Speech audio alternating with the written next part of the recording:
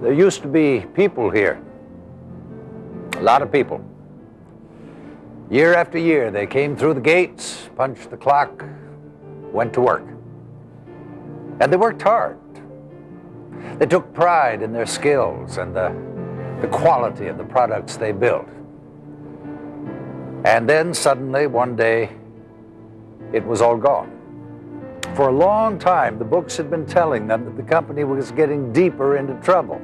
And the books didn't lie, but the people out here, well, they had no idea. How could they have known? They had their jobs to do. And it wasn't their job to know about financial statements.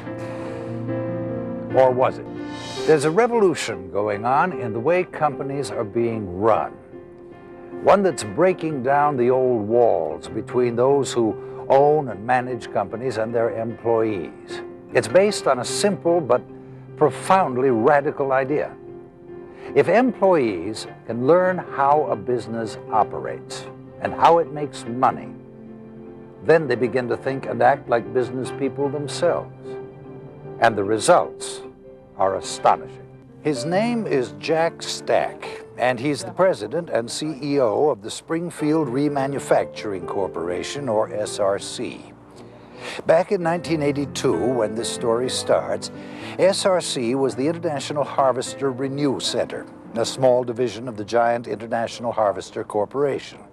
That was when Harvester was sliding toward bankruptcy, and they were closing or selling off unprofitable operations, like the Renew Center. And people were losing their jobs. Stack felt that if he could find a way to buy the Renew Center from the International Harvester Corporation, he could save 119 jobs, including his own. The asking price was $9 million. We went out to 50 financial institutions in the United States looking for money. And we took our silly little resumes, okay, and we take our little innocent business plans, and we were about as naive as anybody came. Because we were taught to be good manufacturers. We were never taught to be business people. We were taught to do our jobs, nothing more or nothing less. And we kept getting turned down. We kept getting turned down because we were economically illiterate everywhere we went. And oh, you know what the banks want to know? When am I going to pay back the money? I mean, they weren't asking me customer service, okay? They didn't care about the customer, right? All they cared about was for financial ratios. And I kept saying to myself, if this is the definition of job security, if this is where it's at, if this is what we were supposed to be doing all those 14 years we worked for this company, why didn't anybody tell us? I mean, if you are going to identify the health of a company at any given period of time by looking at the balance sheet, why can't anybody read the balance sheet? And we promised ourselves that we would teach everybody inside the organization to evaluate their own economic conditions inside of that company and then make the determination of whether they should have a child or whether they should get a credit card or whether they should get a mortgage. The idea he hit on was not being taught in any of the business schools. It was so simple. Maybe that's why no one had ever tried it. Why don't we just come out and tell everybody that the basic function of a business is to be able to generate cash? And that all these neat little tools out there is a better way of generating. That if we install statistical process control, or if we install total customer satisfaction, it's to get somewhere, right? It's to generate more funds in order to make decisions that's going to affect the economic opportunity of everybody inside of a company. Why is it we never got to that? What was going on at Springfield Remanufacturing didn't remain secret for very long.